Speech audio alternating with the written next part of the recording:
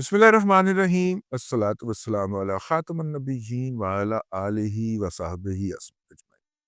अस्सलामु अलैकुम व रहमतुल्लाहि व बरकातुहू। इस वक्त तोरखम का बॉर्डर खुलवाने के लिए जिरगा जारी है।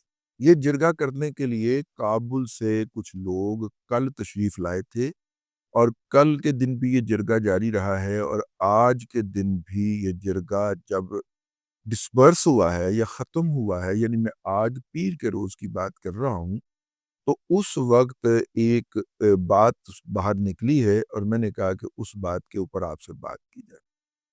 ये बुनियादी तौर पे ये तोरखम के बॉर्डर के ऊपर जो इस वक़्त कशीदगी है, इसका आगाज़ तब हुआ था जब अफ़गानिस्तान के सरहदी हुकाम ने एक ऐसी चौकी तामीर करने की कोशिश की जो कि नो मैन ज़ोन के अंदर थी। और नो मैन ज़ोन के अंदर जब आपने कोई तामीर करनी होती है तो आप मुखालिफ मुल्क से या हमसाया मुल्क से आप उसके ऊपर एनओसी लेते हैं, उसको एतमाद में लेते हैं और अगर वो इजाज़त दे तो आप कर सकते, ठीक है। अच्छा, इसके अलावा और भी कुछ बातें थी, मतलब जो बचगाना बातें हैं, जो जाहिलाना बातें हैं, जो काज़बाना बातें हैं, वो हम आपसे बात वो भी करते हैं, आपको बताते हैं। लेकिन तनाज़ा या क़िज़िया यहाँ से शुरू हुआ था कि उन्होंने तामीर करने की कोशिश की, इन्होंने रोका, उन्होंने नहीं रुके। फिर जनाब इधर से पूछा गया हेड ऑफ़िस से की करिए, उन्होंने कहा भड़का दो, इन्होंने गोलियाँ-शोलियाँ चला दी, 2 बंदे उनके मर गए। फिर उन्होंने भी डाकट-शाकट मारे, ठीक है, जो कि पाकिस्तान में आबादी पे आके गिरे। अगरचे उससे कोई ज़्यादा जानी नुकसान नहीं हुआ, ज़ख्मी होने के अलावा, लेकिन एक कैफ़ियत हो गई। अब चाँदमारी जारी है अब दोनों तरफ से। अच्छा, इस चाँदमारी से पहले या इसके दरमियान ये भी होता था कि जब चाँदमारी 24 घंटे तो जारी नहीं ना रहती होगी। आधा घंटा फायरिंग हुई, 15 मिनट फायरिंग हुई, फिर वक़फ़ा हो गया। वो माशाअल्लाह इतने अल्लाह तबारक व तआला ने अक्लमंद लोग पैदा किए हैं अफ़गान कौम।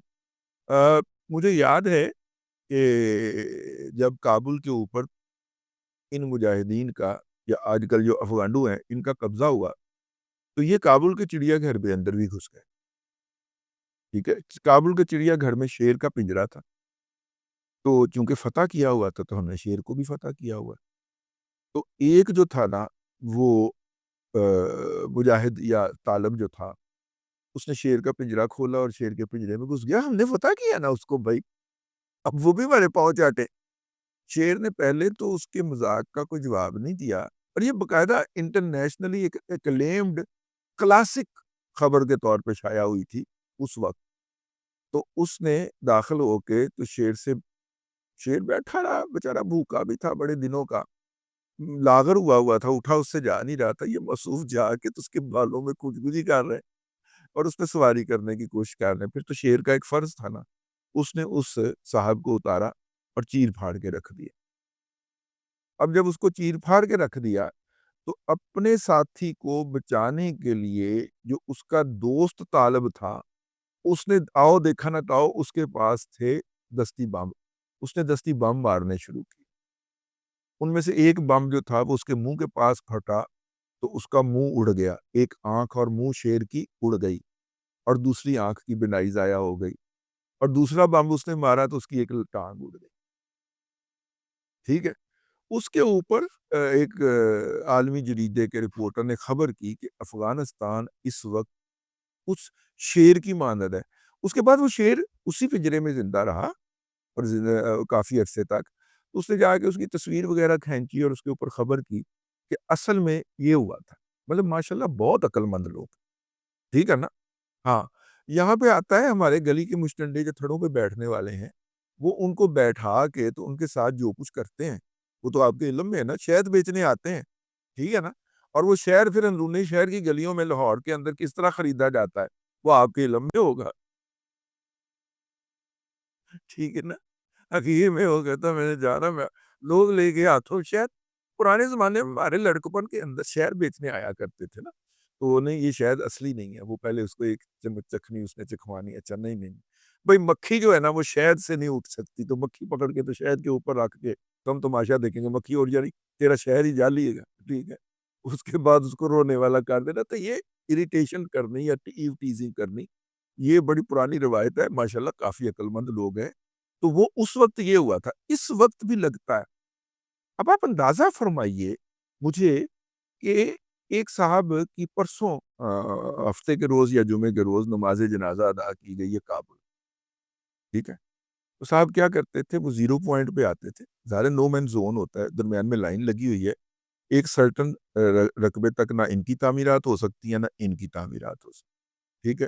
تو اس رقبے کے باعث وہاں پہ نو مین زون جو ہے وہ لگا ہوا ہے، تو وہاں پہ وہ جو ہیں وہ آتے اور وہاں پہ آ کے وہ ٹک ٹاک بناتے، پنجابی کو، پاکستانی کو گالیاں بکتے، مذاق اڑاتے، پاکستانی فوج کا جو اہلکار وہاں پہ ہوتے تھے ان کو کہا گیا کہ بھائی یہ جو آپ نے چماٹ پال رکھے ہیں، یہ جو چمونے ہیں، ان کو منع کیجئے، یہ یہاں پہ آتے ہیں وائلیشن کرتے ہیں، ٹھیک ہے، تو نہ کریں۔ پرلے تو فتح پائے ہوئے ہیں نا، وہ تو شیر کے پنجرے میں گھسنے کو اپنا ڈیوائن رائٹ سمجھتے ہیں، تو وہ نہیں رکے، تو پھر انہوں ادھر والوں نے روک لیا۔ نماز جنازہ تھی موصوف کی، جمعے کے روز کابل میں ادا کی جا رہی تھی، وہ جو ٹک ٹاک بنانے کے لیے صاحب تشریف لاتے تھے، مطلب حرکتیں آپ ملاحظہ فرمائیے کہ زیرو پوائنٹ کے اوپر آ کے وہ ٹک ٹاک بنائیں پاکستان کو، پنجاب کو۔ ان کے خیال میں دنیا کے اندر دو ملک ہیں، ایک افغانستان ہے اور باقی ساری دنیا پنجاب ہے۔ اب یہ لکھی پڑی گل، بھائی ہمارے سامنے بیٹھ کے جب پنجابی کو گالی دی تو ہم نے کہا ہے نہیں نہیں، وہ ہم جو ہے نا، وہ ہم سارے نان پختون کو جو پنجابی کہتے ہیں، میں نے خود سنا ہوا ان سے، میں نے کہا نہیں پھر بھی آپ یہ حرکت آئندہ نہیں فرمائیں گے، ٹھیک ہے نا؟ لیکن یہ تو اس کو بچپن سے پڑھایا گیا ہوا ہے نا، یہ تو اس کی ماں نے اس کو دودھ کے ساتھ پڑھایا ہے نا کہ تم نے پنجاب کو گالی دینی ہے، ٹھیک ہے؟ ہاں، پنجاب نے پتہ نہیں نل کی ہاتھ کار دیتا سی جڑی پنجاب میں گالی دینی ہے نا سب نے۔ خیر وہ جو تھے اب اس دماغ کے لوگوں کے ساتھ جب آپ کی کنٹروورسی پڑ رہی ہو تو آپ کیا کریں گے؟ تو ہی تو سن کی کری، تو لہٰذا وہ جرگہ جاری ہے جی۔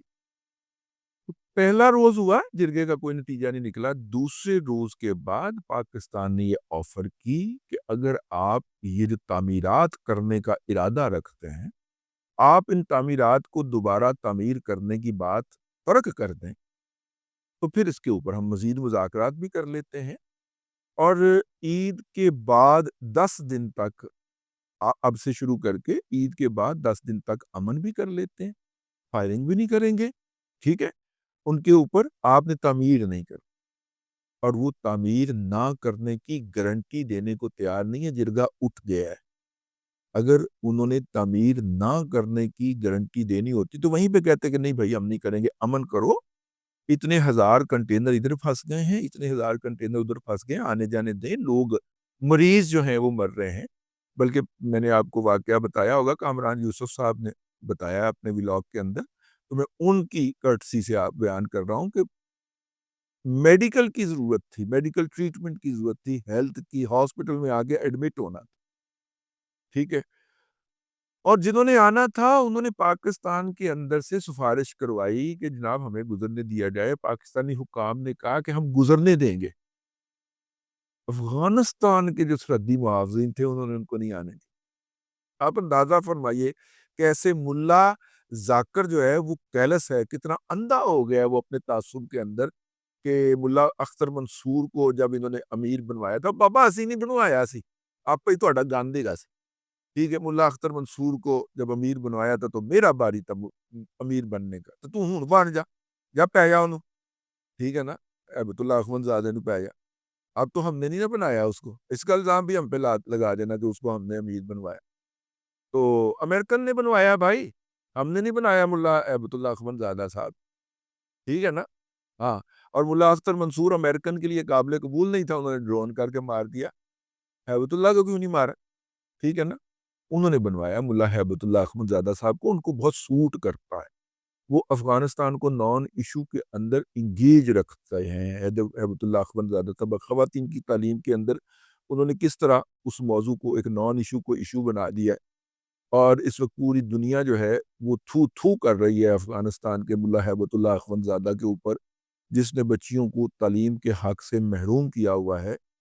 اور جو وہاں پہ لوگوں کی مزریز ہیں، جو وہاں پہ لوگوں کے مسائل ہیں، جو وہاں پہ بھوک ہے، جو وہاں پہ عصمتیں سستی ہو گئی ہیں، ٹھیک ہے، اس کی طرف پوری دنیا کا دھیان ہی کوئی نہیں۔ اور اس کا فائنل نتیجہ یہ نکلا ہے کہ امریکہ جو 4 پیسے دیتا تھا وہ بھی اس نے بند کر دیے ہیں۔ اور تکلیف ان کو بھلا کیا ہے کہ امریکہ جب وہ پیسے افغانستان کے عوام کو دینا چاہتا تھا تو اس کا یہ بھتا لیتے تھے۔